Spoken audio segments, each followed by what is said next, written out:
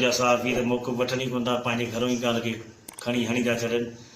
जंहिं सहाफ़ीअ खे दुश्मनी करणी आहे उहो दुश्मनी करे, उहो सहाफ़त न करे। पहिरीं ॻाल्हि त मुंहिंजी इहा आहे। ॿियो नंबर त जेको हींअर उठारो मसइलो हले पियो, जंहिं बि इहो कमु कयो आहे उहो ग़लति कयो आहे, उनजी इंक्वायरी पुरानी मानी थिए। जंहिं बि इहो ग़लति इहो कमु कयो आहे उनखे सज़ा में अचणु खपे, उन लाइ मां हिमायत न कंदुसि। ॿियो नंबर त हीअ चवनि था ज़मीन शुक्र अल्हम्दुलिल्लाह मुंहिंजी हर जाइ ते आहे। इहा ज़मीन मुंहिंजी जेका जंहिंजे नाले हिननि चयो आहे, इहा जाफ़र पंजाबी आहे, उनखे मक़ादिम ॾिनल आहे। उन जो चवणु आहे त असांजी ज़मीन में कान आई आहे, न असांजी भेल कई अथसि, न असांखे इन शइ जी ख़बर आहे। हुनजो चवणु आहे मां न ज़मीन ते वियो आहियां, न सरज़मीन ॾिठी आहे, न मूंखे ख़बर आहे अॼु विच जी। हाणे जॾहिं इहा ॻाल्हि थी आहे त मां हुनखां पुछियो, हुन इहा सॼी हक़ीक़त कई। पर मां तोखे बि इहा इल्तिजा कयां थो त तूं सरज़मीन ते वञी इहा सॼी चेक कयो ऐं ॾिसो त जंहिं बि इहो कमु कयो आहे उनखे सज़ा अचणु खपे। चङे माण्हू ते जेको इहे इल्ज़ाम कनि, सियासत भले पंहिंजी जाइ ते कनि पर इन जानवरनि ते न कनि। हिननि सियासी हिसाब सां मूं ते इल्ज़ाम था आणनि, हिननि कुझु ॿ ॾींहं अॻु में बि ॿियनि माण्हुनि को ॼाणाया आहिनि।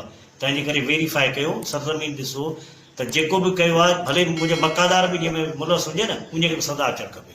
इन में मां कंहिंजी बि सिफ़ारिश नथो कयां, न मां हिते पुलिस खे चयो आहे। बाक़ी इतला पुलिस खे मूं सुबुह 8 बजे हुननि फ़ोन कई आहे मूंखे, मां पुलिस खे इतला ॾिनो आहे त हीअं उठे हिकिड़ी पई आहे उते बनीअ जे पासे में परते पई आहे। तव्हांखे कंहिं इतला कयो? जाफ़र पंजाबी मकादार आहे, उन मूंखे इतला कयो, मां उन महिल थाणे वारनि खे इतला ॾेई। अच्छा, कंहिं बि क़िस्म जी कंहिंजी मुंहिंजो पीउ बि इन में मुलस हूंदो न, मां उन जी सपोर्ट न कंदुसि। नाजाइज़ मां कॾहिं बि सपोर्ट न कई आहे, न कंदुसि।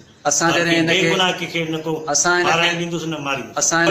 मूं वटि चाचो आयो आहे मुंहिंजी उताक ते, हुन फ़ोन कई आहे। मां 32 में मां हुनखे फ़ोन ते चयो त बाबा तूं वेह, मां अचां थो, अधु कलाक खनि मां ॿाहिरि आहियां, मां अचां थो, पोइ जेका ॻाल्हि जीअं तूं चवंदे ईअं कंदासीं। पर हू मुंहिंजो इंतज़ार ई कोन कयो। अञा मां उते ई वेठो हुउसि त हीउ लाइव अची वियो मीर ख़ान वटि। अच्छा, मीर ख़ान जो हक़ हो त वरी वेरीफाई करे पुछी आहे, उते हर शइ करे। नाज़रीन, हाणे तव्हां सिंध आवाज़ न्यूज़ खे यूट्यूब ते बि ॾिसी सघो था। पोइ हाणे मथे ॾिनल लिंक खे खोले सब्सक्राइब करियो सिंध आवाज़ न्यूज़ यूट्यूब चैनल ऐं रहो हर ख़बर खां बाख़बर।